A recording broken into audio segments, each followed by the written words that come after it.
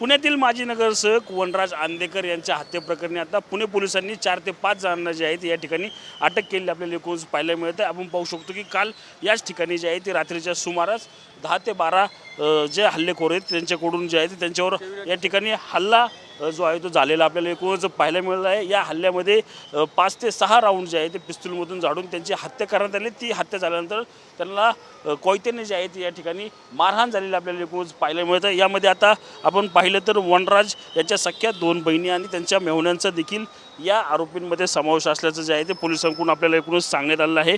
आपण पाहू शकतो की या प्रकरणी जे आहे ते आता 4ही जणांना पोलिसांनी अटक केलेली आपल्याला एकूणच पाहायला मिळत आहे। कौटुंबिक वादातून ही हत्या झाल्याचा संशय जो आहे तो पोलिसांनी व्यक्त करण्यात आलेला आपल्याला एकूणच पाहायला मिळत आहे। आपण पाहू शकतो की या ठिकाणी आता विविध राजकीय पक्षाचे नेते असतील किंवा सामान्य नागरिक जे आहेत या ठिकाणी जमण्यास सुरू झाले आपल्याला एकूणच पाहायला मिळत आहे। मात्र आपण पाहिलं तर गेल्या काही दिवसापासून पुणे शहर जे आहे ते अशांत असलेलं आपल्याला एकूणच पाहायला मिळत आहे। दिवसाढवळ्या या ठिकाणी आता हत्याचे सत्र जे आहे ते सुरू झालं का असाच प्रश्न जो आहे तो आता सर्वसामान्य नागरिकांना पडलेला आपल्याला एकूणच पाहायला मिळत आहे। रणजित जाधव, TV9 मराठी, पुणे।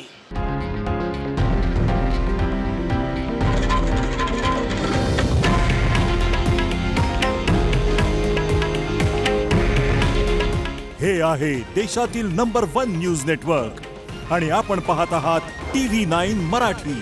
काळजी तुमची, हित महाराष्ट्राचं।